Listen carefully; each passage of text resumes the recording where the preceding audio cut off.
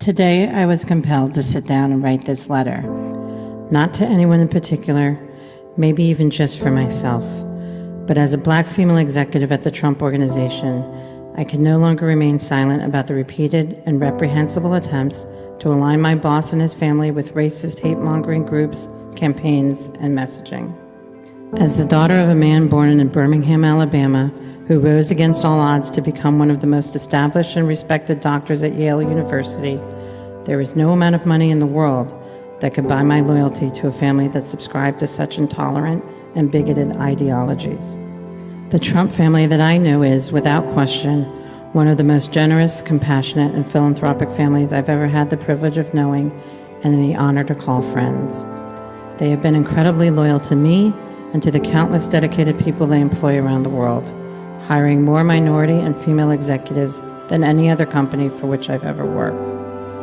To equate racism with my boss's call for a temporary moratorium on a flawed immigration system that radical Islamic terrorists continue to exploit, or the construction of an impassable wall to protect our borders from the influx of illegal drugs, is not only incendiary, it's wholly irresponsible and only serves to embolden the very hatred these draconian groups espouse. What common-sense American wants another terrorist attack on our soil, or to perpetuate this country's rampant drug epidemic?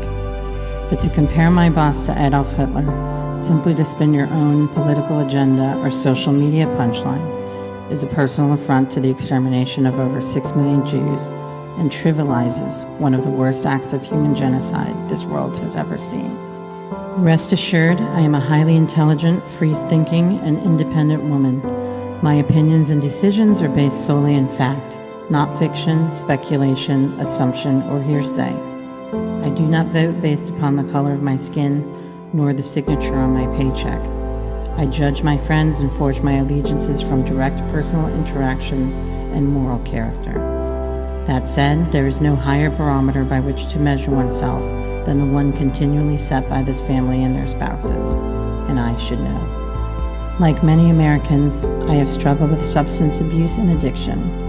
The Trump family has stood by me through immensely difficult times without hesitation or concern for their own reputation by association.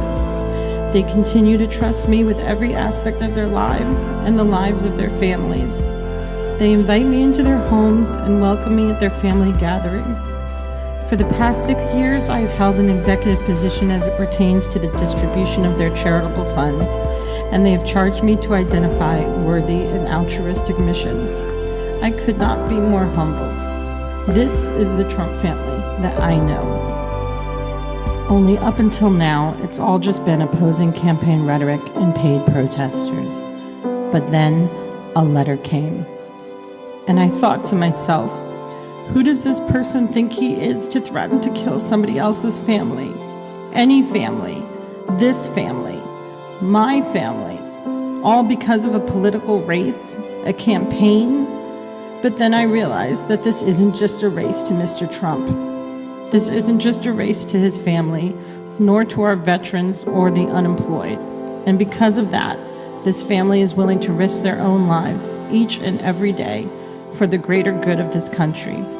But I would be lying if I said I didn't fear for them now. There is a movement sweeping this brave nation, and I am honored to have a front row seat to it on a daily basis. This country has spoken. My boss has justly earned the Republican nomination and broken voter registration records in countless states across America. This cannot be denied.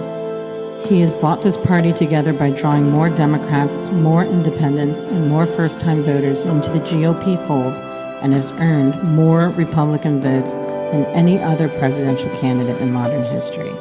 That must be respected.